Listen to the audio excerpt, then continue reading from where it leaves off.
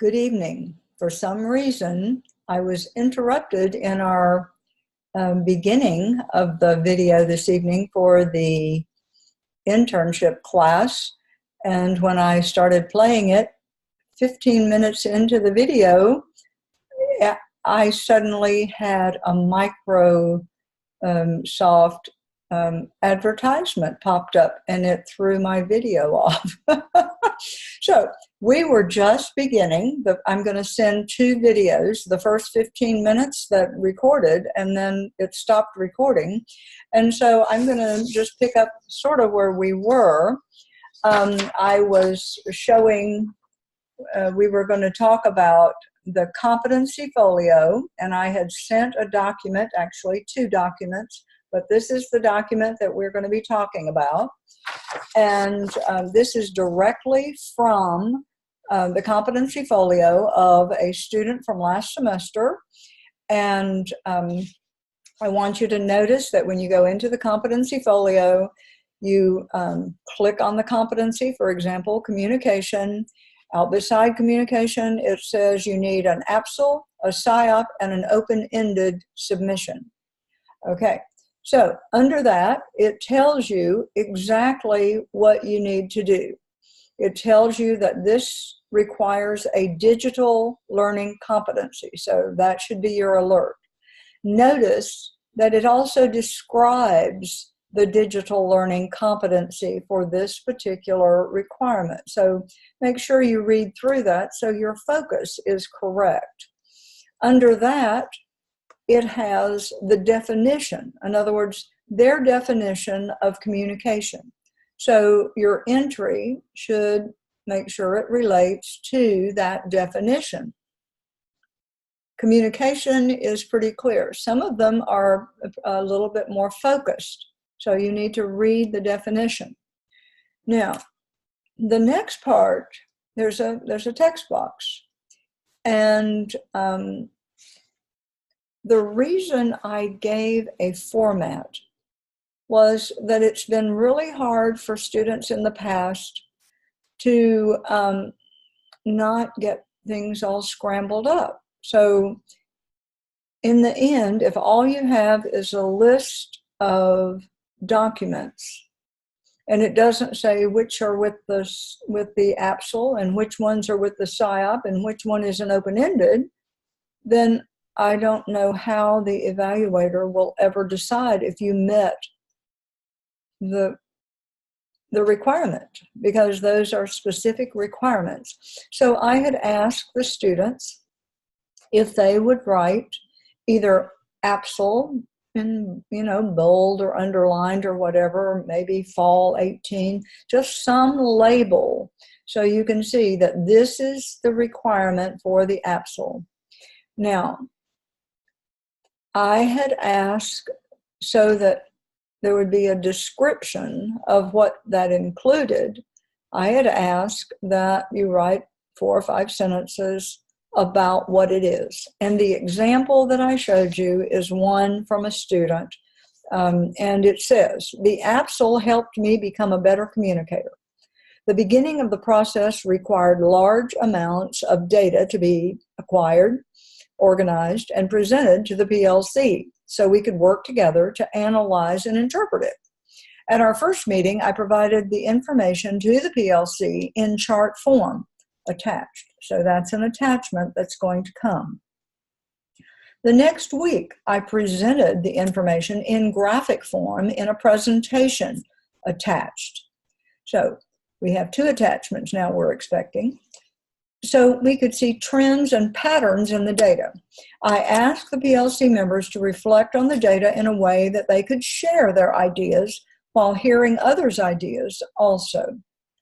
Now that's the end of the description of what's there. And what's there is the math EOGs divided by teacher and then core teachers only, which is what this person was dealing with.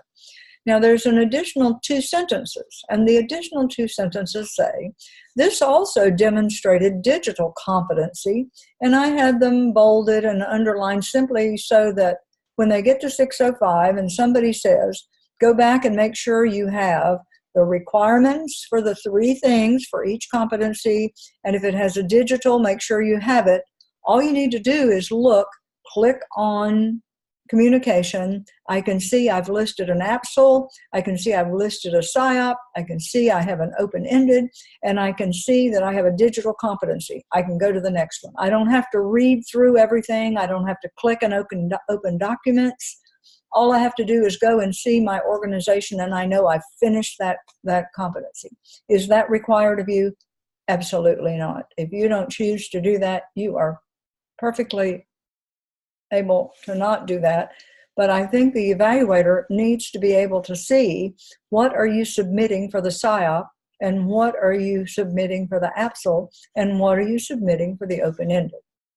And you can do that any way you choose. This was just the way that I asked people to do it, so that it would be organized and not look like a bowl of spaghetti when they get to 605, because summer 605 is going to be even more demanding simply because it's shorter in time.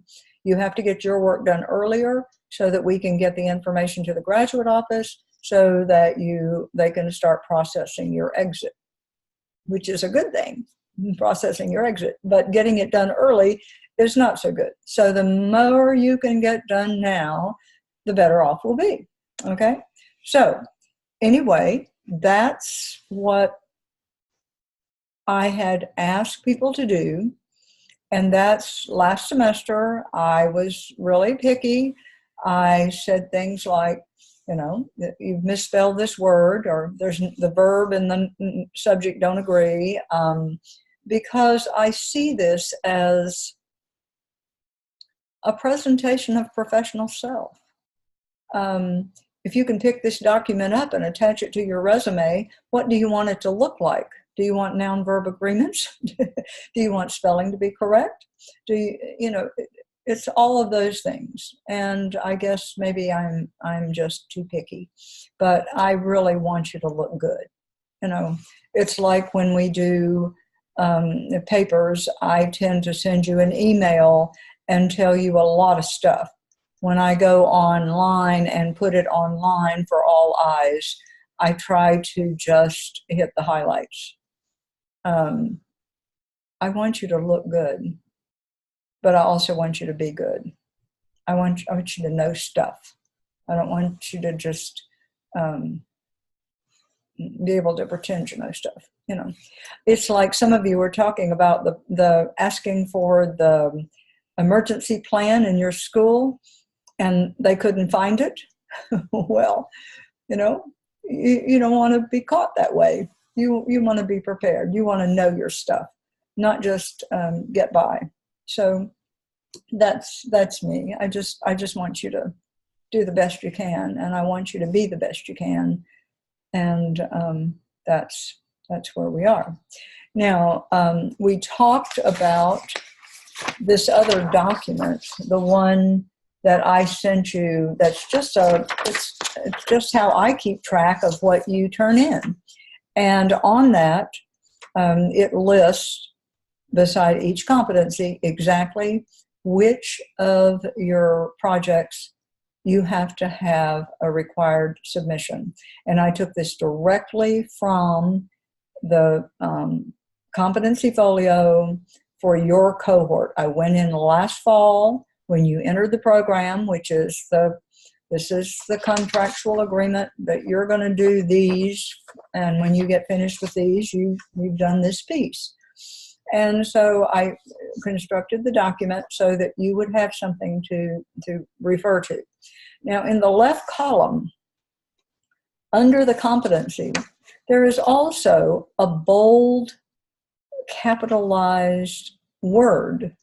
And when you go down, it's like relationship, change, relationship, organization, caring, vision, ethics, organization. You go on over on the other side, and it just keeps going. Well, what in the world are those things? Well, when you go into task stream, as you did last semester, and you do the competency analysis, the competency analysis asks you to evaluate yourself as to where you are in the development of those particular competency groups. And the groups, there are, I think, 9, with the instructional piece. But they're asking you to evaluate yourself, and you just choose a 1, 2, 3, 4 based on what it says under that. Well, those bold, capitalized words tell you what is considered under, for example, relationships. It's communication, it's conflict management, it's customer focus. Let's see. And those are the ones that would be that you'd be looking at under relationships. And so that was just to try to get you to see the big picture of what you're doing. You've got these 21 competencies, and they're in these groups: change and vision and relationships and caring and ethics and organization and technology and global perspective. Those 8 things are the broad topics for the 21 competencies. And I was just trying to help you see the big picture. But that's why I developed this form several semesters ago. And on the back, on the second page of that, is where that infamous example of the format to use with your submissions. And I would say there's been a question about, well, did you go back and do them over? No, you don't need to go back and do them over. I just figure out how you're going to organize your portfolio so that you're sure when someone who has not been beside you through the 3 semesters opens your portfolio and looks at it, they can tell that you've met the 3 required submissions for each of those competencies, and that you have somehow noted that you have fulfilled the digital requirement. Those are the things that you need to have.